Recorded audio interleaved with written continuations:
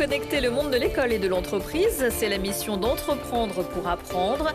Le festival des mini-entreprises de l'antenne Rhône-Alpes avait lieu il y a quelques jours au Stade des Alpes à Grenoble. Cette année, 250 mini-entreprises ont vu le jour dans notre région. Petit cycliste deviendra grand, maternelle et élémentaire de la métropole et du Grésivaudan, invité à participer aujourd'hui au concours des écoles à vélo en partenariat avec l'ADTC.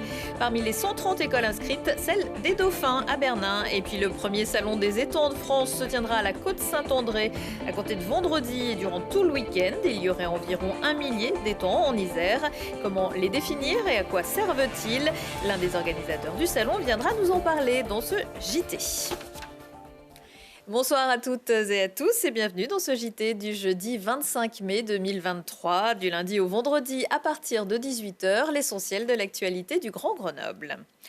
Un conflit de garde d'enfants qui tourne mal vers 8h25 ce matin. Une enfant de 10 ans qui se trouvait avec sa mère dans la voiture de cette dernière a été enlevée avec violence par son père et un homme cagoulé qui ont utilisé du gaz lacrymogène. Ils sont actuellement recherchés.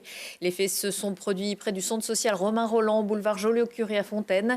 La mère s'apprêtait à conduire sa fille à l'école Jules Ferry. L'alerte enlèvement n'a pas été déclenchée, mais les proches de la maman ont diffusé cette annonce sur les réseaux sociaux. L'enquête a été confiée aux policiers de la Sûreté départementale de Grenoble.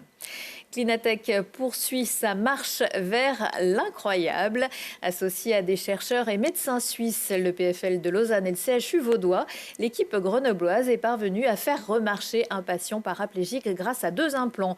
Un à la surface du cerveau, l'autre sur la moelle épinière. La stimulation électrique dans le cerveau se transmet dans la moelle épinière qui active les muscles pour marcher. Cette première mondiale vient d'être publiée dans la revue Nature.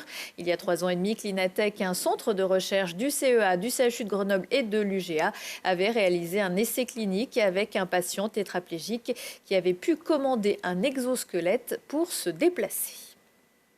Les 13-25 ans aussi fourmillent d'idées, raison de plus pour les écouter et les encourager. C'est ce que fait Entreprendre pour apprendre Auvergne-Rhône-Alpes, une association qui permet de développer la créativité et la capacité d'entreprendre auprès de groupes de jeunes suivis par des acteurs de l'emploi ou de l'éducation. Des projets qui ont été présentés au Festival des mini-entreprises. Elissa et Sabi.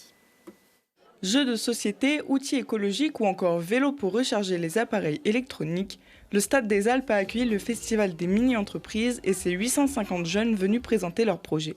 Comme Wake Up qui a mis en place un outil pour se souvenir du jour de sortie des poubelles. On met une pastille sur le jour qui correspond à la sortie des poubelles. On a un petit système de flèches au cas où que, par exemple le mardi, on doit sortir la poubelle verte et la poubelle jaune, mais une semaine sur 2.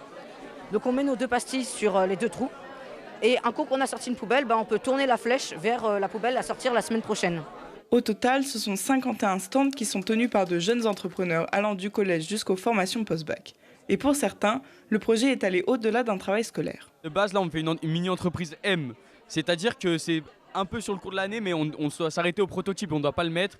Et tellement que le projet nous a motivés, on a décidé de continuer ça avec de l'extrascolaire. Avant que ça fasse partie du lycée, que ça soit que des notes, ça fait aussi partie de la planète, ça peut répondre à des besoins, des services. Et donc notre but, c'est de satisfaire les usagers qui pratiqueront ça.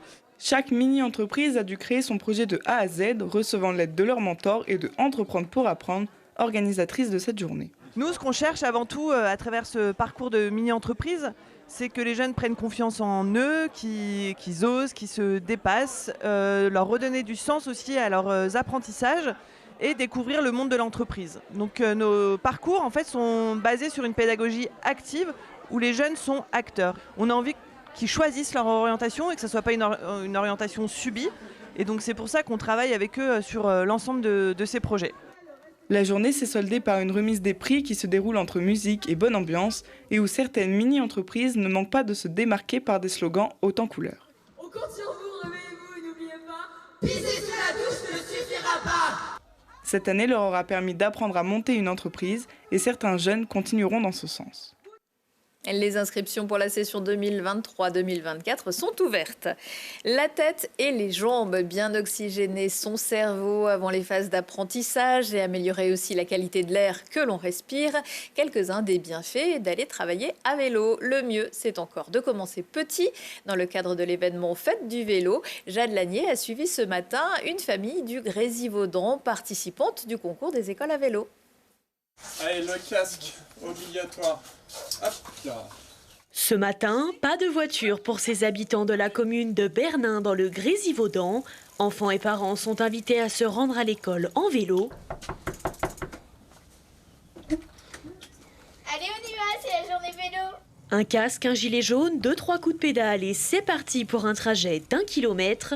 Une activité conviviale, sportive et écologique pour ce groupe d'une quinzaine de voisins. Ce matin, on part toute l'école normalement à vélo jusqu'à l'école. Au terrain de basket, on s'arrête, on gare les vélos et voilà, c'est un petit test comme ça. Moi, je trouve que c'est sympa aussi parce que c'est à l'école, on se voit, mais là, on peut plus papoter sans être gêné. Ce matin, on est allé chercher tous ceux de la résidence qui voulaient venir avec nous descendre en vélo. C'est bien parce qu'on peut faire plus d'écolo et c'est bien pour la planète. L'occasion pour les parents de se remettre en selle et pour les enfants de commencer leur journée d'école sur les chapeaux de roue. C'est sympa parce que ça permet aux enfants de découvrir ce moyen de transport qu'on n'utilise pas tellement au quotidien et qui pourrait être pourtant très bien. Voilà, donc c'est l'occasion de sortir les vélos, de faire des petits groupes puisqu'on va récupérer les copains, c'est plus sympa. Et on descend tous tranquillement jusqu'à l'école. C'est une démarche écologique qui est intéressante. Dans la ville de Bernin, c'est un peu compliqué puisqu'on a beaucoup de dénivelé. Donc l'allée va être simple avec la descente et la montée du retour risque d'être un peu plus compliquée. Et les bienfaits du vélo sont multiples. Faire plus de sport, diminuer le flux des voitures dans les rues et passer à la vitesse supérieure pour préserver l'environnement. On aimerait que cette journée puisse se passer tous les jours, mais c'est pas possible. On a des voitures, on a des gens qui vont travailler, mais le bienfait, c'est évidemment de faire découvrir aux enfants que le vélo, c'est la vie, que le sport, c'est la vie, et qu'on peut se déplacer avec des déplacements doux, qu'on n'est pas obligé de prendre la voiture, qu'on peut se déplacer autrement. Et ça, il faut l'inculquer dès tout petit. Cette année, environ 130 établissements ont participé au concours des écoles à vélo. Ils recevront tous le label Éco-Vélo Mobile. Les élèves auront quant à eux un diplôme de félicitations. Et dans cette école, 217 enfants sont venus à vélo et 11 en trottinette, soit une participation de 80%. Félicitations à Zoé et sa classe qui ont relevé le défi à 96%. Un vélo, un loisir, une passion, mais aussi un sport de compétition. C'est en ce moment la 32e édition de l'Alpe Isère Tour que vous pouvez suivre tous les après-midi en direct et en rediffusion à partir de 21h15 sur Télé Grenoble. Pour cette deuxième journée de course entre Four et Saint-André-le-Gaz, c'est Noah Isidore de l'équipe CIC Nantes Atlantique qui s'est imposé au terme des 144,8 km. Les coureurs auront des ailes vendredi puisque l'étape les mènera de l'aéroport Saint-Exupéry à Colombier, à suivre en direct sur Télé Grenoble à partir de 14h15. Mais la course est loin d'être terminée. Voyez l'agenda sport préparé par Lucille Dailly. Qui sera le grand vainqueur de l'Alpe Isère Tour? Réponse dimanche après-midi à Saint-Pierre-de-Chartreuse, ligne d'arrivée de la désormais fameuse 5e étape de montagne qui boucle la boucle. Un parcours digne du Tour de France avec entre autres le Granier, le Cucheron et la montée du col de Porte. Ce sera à vivre en direct sur notre antenne. Les Yetis veulent leur revanche. Défait sur le premier match de demi-finale du championnat élite, les roller hockeyeurs jouent la seconde à Clémenceau samedi à 19h30 et en cas de victoire, ils joueront la belle dimanche à 12h30 sur le même terrain. Sur la glace, ce sont les filles qui vont vitaminer l'image du hockey féminin pour la deuxième fois à Pôle Sud. Le tournoi Watt va opposer près de 70 joueuses samedi et dimanche. Attention, terrain en pente et c'est tant mieux pour les vététistes de la DH urbaine qui, pour cette deuxième édition, vont défier les escaliers de la Bastille ce week-end. Les 20 meilleurs pilotes du monde sont là et des animations vous attendent au Jardin de Ville de Grenoble. Et bien sûr, ce week-end, ce sera aussi la finale de rugby de Pro D2 entre Grenoble et Oyonnax. On vous en reparlera dans le JT de vendredi. On va se jeter à l'eau à présent à l'initiative de l'association Étangs Isère. La première édition du Salon des étangs de France aura lieu ce week-end dans notre département, au château Louis XI de la Côte-Saint-André. On va en parler avec vous, Nathan Rousseau. Bonsoir. Bonsoir. Et vous êtes membre de l'organisation de ce salon. Alors pour commencer, peut-être quelques explications. C'est quoi un étang ? Eh bien, un étang, en fait, c'est une étendue d'eau douce qui est un peu plus grande qu'une mare. Une mare, elle, ça va être une petite étendue d'eau et elle va se différencier en fait d'un lac par le fait qu'elle soit d'origine humaine. Donc l'étang a été créé par la main de l'homme il y a très longtemps. Il y a très très longtemps, effectivement. Les moines cisterciens étaient très présents sur la région Auvergne-Rhône-Alpes, et plus particulièrement dans le département de l'Isère, mais également les Chartreux. Et c'était un garde-manger à l'époque, et c'est là-dessus qu'on travaille. Nous, on essaye de vraiment faire connaître et reconnaître, du coup, toute cette histoire patrimoniale autour des étangs. L'histoire et la valeur des étangs. Est-ce qu'il y en a beaucoup en Isère ? Oui, il y en a plus de 1000 juste en Isère et ils apportent un vrai atout, que ce soit dans le tourisme ou dans l'économie, dans la création d'emplois. Ils ont une vraie importance chez nous. Alors aujourd'hui, on ne s'en sert peut-être plus comme garde-manger, même si c'est une histoire à ne pas oublier. À quoi ça sert aujourd'hui un étang ? Eh bien, un étang aujourd'hui, ça va permettre de créer un espace de vie pour la biodiversité, mais ça va également permettre du coup aux pêcheurs aussi. Pêcheurs de Parce que qui dit eau dit poisson, qui dit poisson dit pêcheur. Tout à fait. Et ça va être vraiment un lieu de vie en fait. Un lieu de vie. Donc les pêcheurs qui créent, certains peuvent créer leur étang. Si on a un terrain, on peut créer son étang. Alors, en théorie, oui, on pourrait, mais si c'est le cas, je vous invite fermement à vous diriger vers une association telle que l'association Étangs Isère, qui, elle, souhaite du coup maintenir, préserver et valoriser les étangs de l'Isère, et qui saura vous accompagner au mieux pour créer et les vidanger. Il faut savoir qu'un étang, c'est comme une maison, ça s'entretient en fait, et si au bout de 3 ans, par exemple, on l'entretient pas, l'eau va se désoxygéner et l'étang peut mourir. Voilà. Et les poissons qui sont par dedans par la même occasion. Alors il y a les étangs, il y a des étangs privés qu'on peut avoir chez soi. Il y a aussi des étangs publics, notamment les espaces naturels sensibles qui ont été créés également par le département. On peut d'ailleurs faire des visites cet été, c'est bien ça. Il y a des grands étangs qui ont été remis au goût du jour, si j'ose dire. Oui, tout à fait. Ils appartiennent à la fois au privé et au public. Après, c'est vrai qu'un étang, du coup, ça coûte des frais en termes de gestion. C'est comme une maison, encore une fois.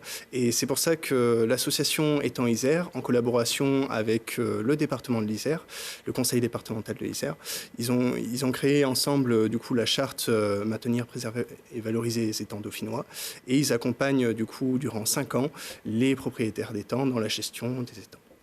Alors ce salon, c'est donc une première en France. Pourquoi il se déroulera en Isère ?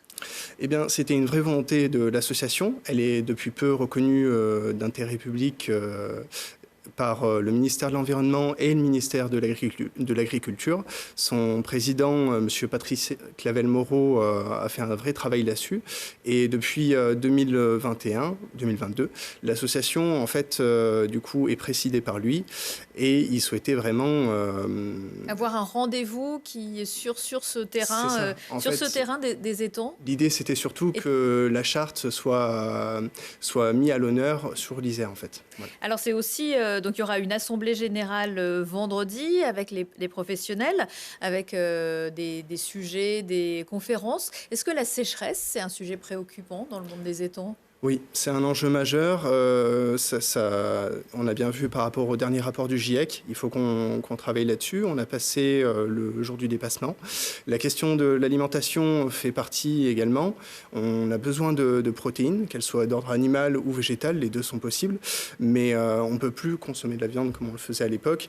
Et nous, ce qu'on souhaite, c'est aussi remettre ce garde-manger à l'ordre du jour. À l'honneur. Donc c'est important de préserver les étangs. Et pour le faire savoir, savoir, donc 2 journées seront ouvertes au grand public, samedi et dimanche, avec des exposants, des animations, plein de choses. C'est ça, il y aura plus de 80 exposants. On attend jusqu'à 1400 personnes par jour. Et l'événement, du coup, aura lieu le samedi de 9h30 à 19h et le dimanche de 8h30 à 18h. C'est gratuit pour les moins de 16 ans et 5 € pour les plus de 16 ans. C'est un événement qui se veut vraiment pour tout le monde. Et on pourra découvrir le fabuleux monde des étangs. Et ce que je peux rajouter, oui. Au cours du coup de ce salon, on va pouvoir parler du patrimoine autour de l'histoire, mais également de la filière piscicole qui est durable pour nous. On est vraiment dans une logique de travailler de manière biocentrique. On s'inscrit un peu dans un projet RSE. Et on va parler de gastronomie autour des poissons d'eau douce, mais également de la pêche de loisirs et des activités associées. Plein de choses, donc samedi et dimanche au château Louis XI de la Côte-Saint-André. Merci beaucoup, Nathan Rousseau. Dans l'agenda également, la 7e édition du Grenoble Street Art Fest qui va mettre de la couleur sur nos murs à partir de vendredi et jusqu'au 2 juillet. Cette année, 9 villes y participent: Grenoble, Saint-Martin-d'Air, Cessiné, Fontaine, Pont-de-Clé, Champs-sur-Drac et les nouveaux Mélon, Visil, Saint-Martin-le-Vinou. Des terrains de jeu pour des artistes du monde entier qui produiront 35 œuvres qui viendront s'ajouter aux près de 395 fresques déjà réalisées depuis 2015. Des fresques du street art, on en retrouve par exemple près de la Belle Électrique qui accueillera vendredi soir Fémi Coutier et son groupe The Positive Force. Comme son grand-père Fela et son fils Madé, le musicien fait résonner l'afrobeat tout en dénonçant la corruption et les magouilles politiques dans son pays et plus généralement en Afrique. Attention, c'est un concert qui peut durer des heures, tant mieux. Retour de l'actu dans 1 heure et en replay sur télégrenoble.net. On se quitte avec une autre musique, celle d'Aleski et Alexis HK qui sera en concert vendredi soir à la Source à Fontaine. Son dernier album Bobo Playground pourrait résonner à quelques oreilles. Excellente soirée à tous. Le préféré du bourgeois réactionnaire. Dans nos potagers poussent des produits purs émanant des bienfaits de la permaculture. Même si la récolte ne fera pas l'hiver, un poivron, une tomate et nous sommes fiers, et oui.